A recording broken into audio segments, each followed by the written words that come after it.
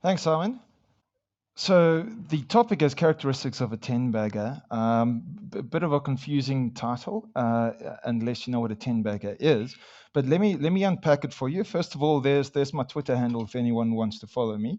Um, but moving forward, the agenda today is what is a 10 bagger? Let's unpack the definition, understand what the objective really of this presentation is. It's a style of investing. We have some recent examples. It's one thing to always talk, theoretically and academically. I like to always pull it back to the real world, and the investment world is actually incredibly practical. So I've got some recent examples, and they also give us some nice clues as what to look for. And using as recent examples, we pull out common characteristics of the investments. Um, uh, some of these is the quality factor, valuation angle, and base effect. I'll touch on what those mean when we get there. And then using these characteristics, I've filtered the JSE and taken out an excerpt of just some companies to show you perhaps a way to apply it and to give you some leads that you can go and research and look at these stocks and come to your own conclusions. This is by no means a comprehensive list. It's just an example of how one can approach it to take 400 odd stocks in the JSE, narrow it down to a small list, use that list to do much more in-depth research to come to a handful of investment decisions, or maybe even just one investment decision. Then obviously we open up for questions. So the really the thrust of this presentation is how to find 10 baggers. We've got to understand what a 10 bagger is. It's really a colloquial term, being slang. In the stock market, for an investment that makes you 10 times your money, 900% return. There's no magic reason it's 900. There's no magic reason it's a 10 bagger. If there's nothing else you take from this definition, a 10 bagger investment is a fantastic investment. It makes you a huge amount of money, multiples of the sum you put in over time it grows. So the term actually originates from Peter Lynch. He was a fantastic fund manager, probably in the investment world. Warren Buffett is overquoted, in my opinion, but I actually think Peter Lynch is underquoted. His style of investing, I personally appreciate much more. And he has a book called One Up on Wall Street. It's my favorite investment book. If you haven't read it and you like investing in small mid-cap stocks, I strongly suggest you read that book. Then 10 bagger is actually a baseball term. Bag is a casual term for base. Extra hits like doubles, triples, etc. They used to call 2, 3, 4, 10, 4 baggers, etc., and hence the 10 bagger term, because of course Peter Lynch is American. But like I said, all of the slide just simplified means you've got a fantastic investment. It makes you tons and tons of money, rises multiples of your initial investment in it, and that's the style of share. We're looking for the style of company and the sort of investment we want to find.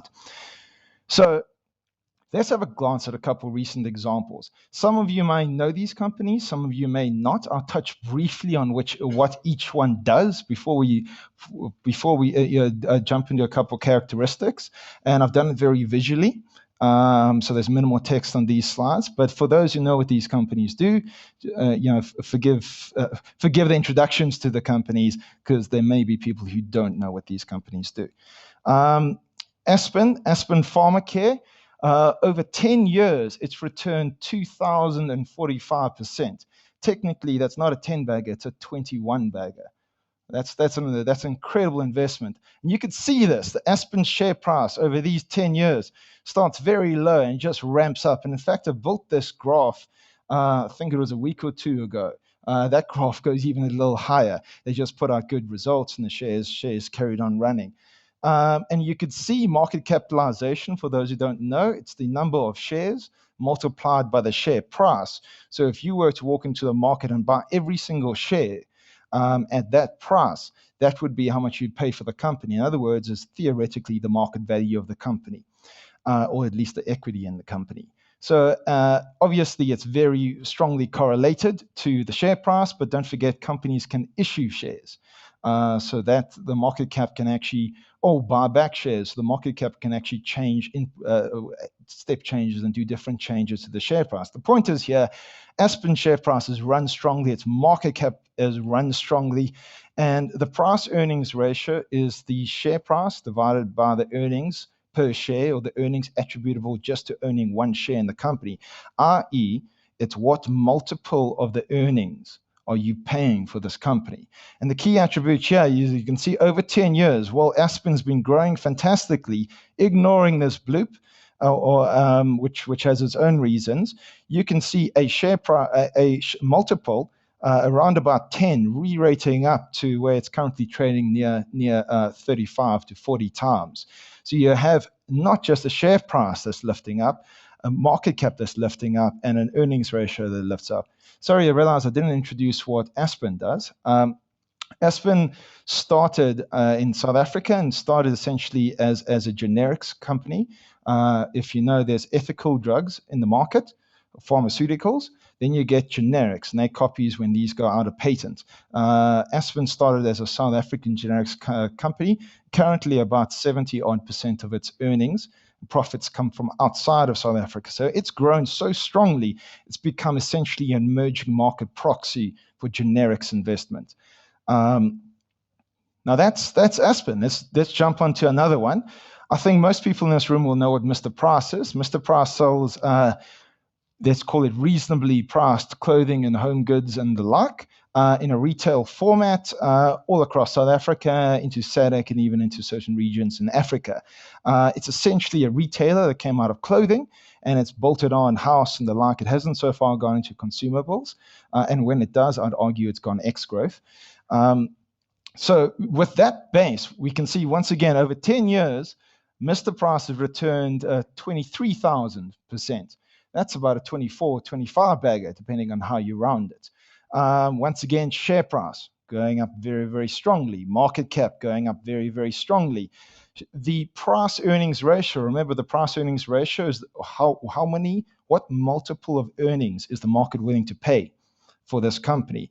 And it started on a 10 times multiple. In other words, you're buying ahead of time 10 years worth of earnings, and it's gone all the way up, let's round it up to 25 to 30 times price earnings. The market is actually currently willing to pay more for the future of Mr. Price than it ever has before. Next case study is Capitec Bank. I think a lot of you guys will know it. Obviously, its big competitor is no longer in the shape and form. That would be African Bank. Capitec Bank started as an unsecured lender, and it's moved into retail banking, which in the long run turned out a lot better than moving into furniture. Capitec, over 10 years, has produced 25,000. That's a 26 bag. I mean, these are huge, huge numbers. If you put in 1 rand into Capitec, it'll be worth 27 rand now, or 26 rand. Once again, Capitec share price over 10 years started low, goes all the way up. Market capitalization goes all the way up. Capitec, once again, ignore the data challenges. Capitec started on, let's call it roughly a 10 times multiple.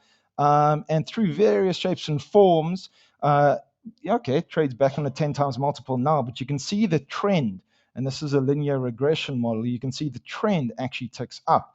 The market is starting to be willing to pay more for Capitec's future earnings than it has before. Final example, because there are actually a lot of these, I just thought I'd try to bring out a couple that we can talk through, is EOH. EOH is mistaken as an IT company. It's not it's, in my opinion, it's not an IT company. It's actually a service firm who happens to use a lot of technology in what they deliver. And the major service that EOH delivers is what they call BPO, business process outsourcing. Is essentially outsourcing. You can outsource your entire IT function in your business to EOH, and all shapes and forms and other types of things you can outsource to EOH, but they can also do project implementation and the like. Now EOH has an even greater return over 10 years, 3,100%, call it a 32 bagger. Once again, over 10 years, share price just goes up. Market cap just goes up. Price earnings started in single digits, and it's currently trading at a price earnings of roughly 25 times. So how now those are the case studies, those are key attributes, and you see there's a repetitive theme to this. But there's also consider how these companies grew. EOH has grown predominantly via acquisition. Capitec Bank, as far as I know in their history, basically hasn't made an acquisition. So that's been purely organic. Mr. Price hasn't really made an acquisition. It's been purely organic. Yet Aspen has grown predominantly via acquisitions. So what you have here is you have 4 different companies from 4 different industries that it's not all about acquisitions. It's not all about organic growth. So what are the common attributes between all these fantastic investments? And it's easy to look at them in retrospect, but I'm trying to use these case studies to build how I get to my 4 attributes. And this is what I think are the really the common characteristics that you're looking for when you're analyzing a stock and you say, I want to make a long-term investment. And I'm going to jump to the second point first, actually. Notice all of those examples, every single one of them goes over 10 years. I'm not showing you 1-year graphs, or 1-month graphs, 1-day graphs. These are 10-year investments. So the common attribute definitively is there's a much longer time horizon of this sort of investment. If you had bought Mr. Price, or let's say if you'd bought EOH when it was trading at 5 Rand and you'd sold it when it got to 10 Rand a year later, you would have missed out on that 10 Rand going all the way up to about 100 Rand a share it currently is trading at. I think it might be about 95 odd it's trading at this point over the next like a handful of years. Now that variable, I'm not going to touch on again, but I want to emphasize here. The reason I'm not going to touch on it again, because that's the single variable you guys can control. You can choose how long to keep your money in these investments. What I'm saying is the common theme between all these investments is they're not trades. They're not in and out again and quickly cash out when I made 10% or 100% or 200%. You pick these companies and you stick in them for 5, 10, 15, 20 years as it goes up a gazillion percent. That variable, time horizon of the investment, you can control. Hence, I'm not going to actually go into it again here because we are looking at, assuming you're willing to invest for the long term, what else do you look for? So another thing you'll see is all those 4 businesses are what I like to call quality businesses. Very simple point to make. Very